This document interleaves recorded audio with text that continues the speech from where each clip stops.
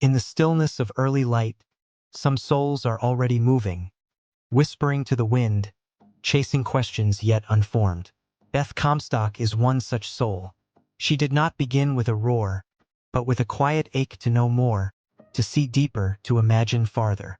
A dreamer among pragmatists, a listener among the loud. And yet, she would go on to shape the future, not with dominance but with daring. This is not just a story of success. It is the unfolding of a woman who learned to bend with the wind and still stand strong. Beth Comstock, a life imagined forward. In Morgantown, West Virginia, and then Virginia's quiet folds, a girl found solace in stories. Where others saw ordinary, she saw invitation. The divorce of her parents cracked open her world, but from that fracture came fortitude. A shy girl learned to observe the world with intensity, to listen between the silences, to find truth in the edges of things. She watched, she noted, she wondered. She didn't shout her presence. She let it unfold. And in the hush of her becoming, the future waited.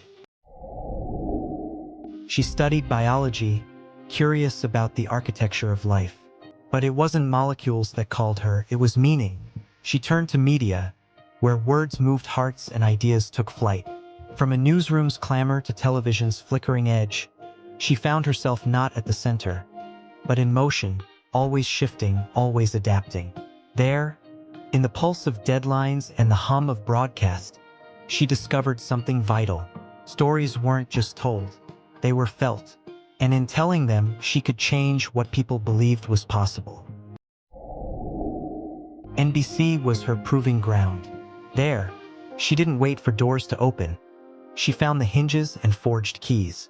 At a time when digital threatened tradition, she saw opportunity. Not chaos, but canvas. While others clung to what was, Beth leaned toward what could be. She stitched content and commerce, branded vision with voice, and carved out a place for creativity in a world of margins. In the male-dominated corridors of power, she brought not bravado but brilliance. She made curiosity a strategy, and the world took notice.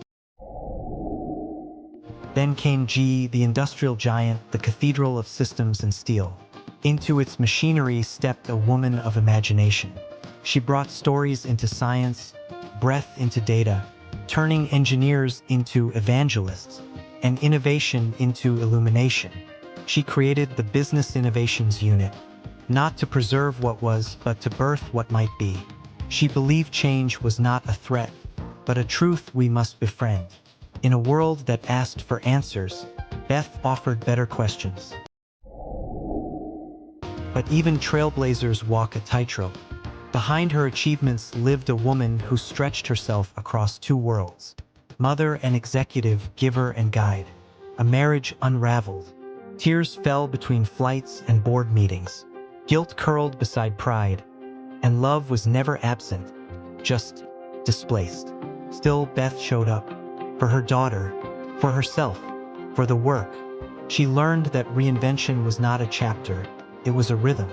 And through it, she became not just a leader, but a whole human being.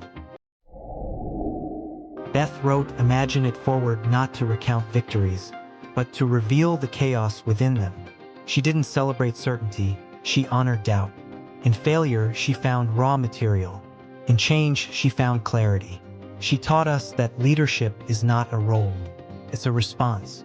A willingness to say, I don't know what comes next, but I am willing to imagine it. And that willingness, that is where the magic lives. Now, she walks beside the next generation, not as an oracle, but as a fellow traveler.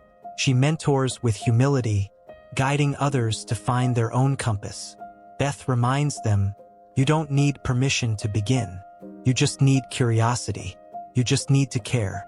She's less interested in legacy than in the ripples. The quiet ways courage multiplies. Beth Comstock is not a brand. She is a beacon. For those who dream quietly, for those who hesitate before they leap, for those who dare to lead from within. She has shown us that creativity is not a gift. It's a choice. to see possibility in problems, to embrace uncertainty with grace, to lead with imagination, and to live boldly, fully forward. So let us take her story into our own. Let us imagine more, risk more, share more. Let us rise each morning with the quiet defiance to say, I will not wait, I will create. Because reinvention isn't something you do once. It's how you live, it's how you lead, and it is how we grow. Beth Comstock, a woman who dared to wonder, a story still unfolding, a life imagined forward.